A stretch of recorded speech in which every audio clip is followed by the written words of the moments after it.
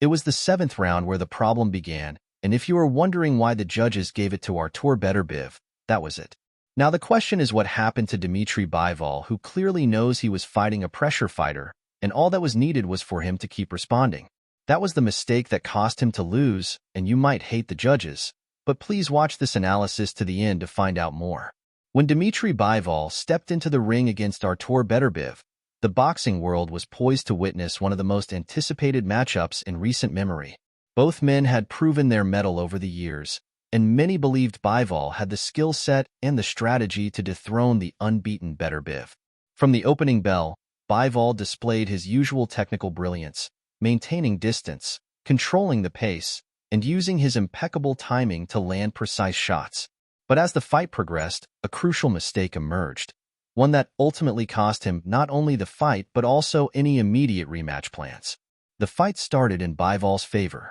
His ability to control the center of the ring and dictate the rhythm seemed like a clear strategy to outbox Beterbiev. Bivol's footwork was sharp, his jab was landing clean, and his ability to avoid Beterbiev's power punches showed just how well prepared he was. However, in boxing, a fight can often come down to more than just who lands the cleaner shots or controls the most rounds. It's about making the necessary adjustments when things get tough. And that's where Bivol faltered. As early as round 7, Beterbiev began targeting Bivol's body with relentless accuracy. Bivol, who is known for his endurance and sharp defensive movements, started to show signs of wear and tear from Beterbiev's powerful body shots. It was evident that Beterbiev's game plan was to slow Bivol down by attacking the body, weakening his legs and preventing him from using his exceptional footwork to stay out of range. By round 10, this strategy had fully taken its toll.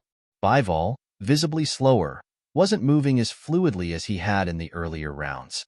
However, this wasn't the sole reason for his downfall.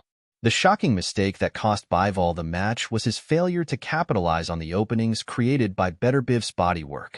As Beterbiev committed to digging deep into Bivol's midsection, there were moments when he left his head unprotected. These moments, though fleeting, presented opportunities for Bivol to score significant points or even turn the tide of the fight. Yet, for some reason, Bivol didn't seize these chances. Another key factor in Dmitry Bivol's defeat was his high guard. In the early rounds, this defensive stance served him well, allowing him to absorb many of Artur Beterbiev's powerful punches while setting up his own sharp counters. In the first 3 rounds, Bivol's high guard, paired with his movement, made him look like the superior boxer. He was clearly outpointing Beterbiev, controlling the pace and dictating the exchanges with sharp, well-timed jabs and counters. Bivol's ability to keep Beterbiev at a distance made it difficult for the latter to establish any rhythm. However, as the fight progressed, the high guard, which initially helped Bivol, began to work against him. While it blocked Beterbiev's headshots, it left Bivol vulnerable to sustained attacks to his body. Beterbiev, being a relentless and experienced pressure fighter, quickly noticed this opening and adjusted his strategy, relentlessly targeting Bivol's midsection. By the middle rounds, Bivol's high guard became more of a liability than an asset. Instead of adapting, Bivol continued to rely on his defensive shell, allowing Beterbiev to unload body punches almost at will. The key flaw with Bivol's approach was his lack of counterpunching, particularly in the later rounds.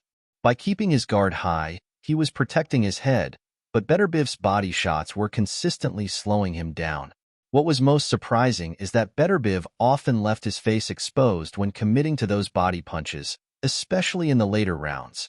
Bivol had several opportunities to counter Beterbiev during these moments, but he didn't take them.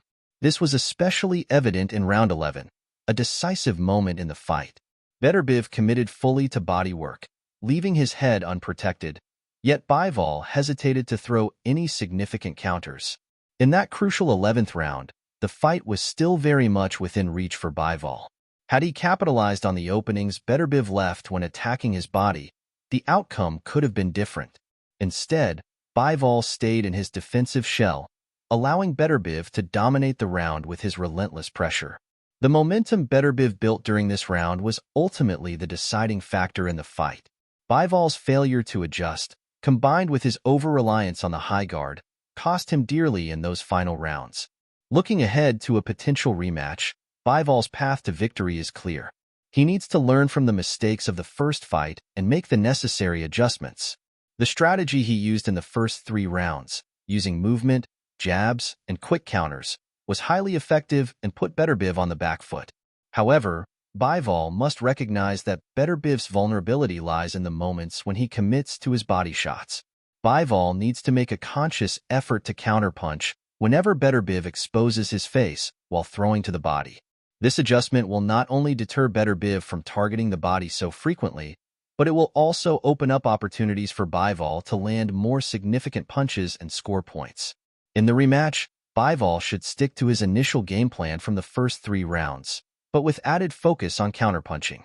He must be more proactive in punishing Beterbiev for those body shots, ensuring that for every punch he absorbs, he returns fire to Beterbiev's exposed face. The key will be maintaining his movement, staying off the ropes, and turning those brief defensive moments into offensive opportunities. Instead of adjusting and exploiting the vulnerability of Beterbiev's head, Bivol continued with the same game plan, focusing more on surviving the body shots than countering effectively. It's not that Bivol didn't have the ability. His hand speed and accuracy were evident throughout the fight, but he lacked the aggression and killer instinct necessary to capitalize on Beterbiev's exposure. Rather than taking the fight to Beterbiev when those brief windows of opportunity appeared, Bivol seemed more intent on maintaining his composure and staying defensive.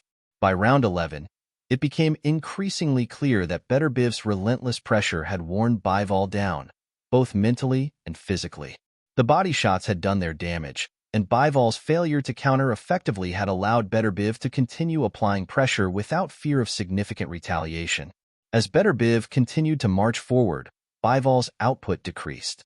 His movements, once fluid and precise, became labored and defensive. And although Bivol was still landing shots, they lacked the power and authority needed to keep Beterbiev at bay. What's particularly frustrating for Bivol's supporters is that the fight was still close heading into the championship rounds.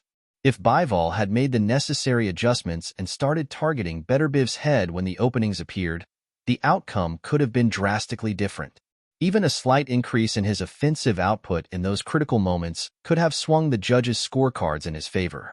But instead, Bivol allowed Beterbiev to dictate the pace and the range of the fight in the latter rounds, making it difficult for the judges to see Bivol as the more dominant fighter. In the end, the decision was controversial. Many fans and analysts believed that Bivol had done enough in the early rounds to win the fight, citing his cleaner shots and overall ring control. But boxing isn't just about winning the early rounds. It's about making adjustments when the tide shifts. And while Bivol had the tools to win, his inability to change tactics and exploit Beterbiev's vulnerabilities in the later rounds sealed his fate. As for the rematch, it's uncertain whether Bivol will get another chance anytime soon. Beterbiev, with his record, continues to reign as the light heavyweight king, while Bivol is left to reflect on the mistake that cost him the fight. The window for a rematch might is widely open, although Beterbiev moves on to bigger fights or a different division. For Bivol, the lesson is clear. Boxing is as much about adaptability as it is about skill. In his next fight, whether it's against Beterbiev or someone else, he'll need to remember that when the openings appear, hesitation is not an option. In boxing, one mistake can define the entire fight. For Bivol, his failure to adjust and counter Beterbiev's aggression wasn't just a minor oversight. It was the difference between victory and defeat. The shocking mistake in this fight wasn't something that happened in one round or one moment, but a gradual failure to adapt over the course of the final rounds.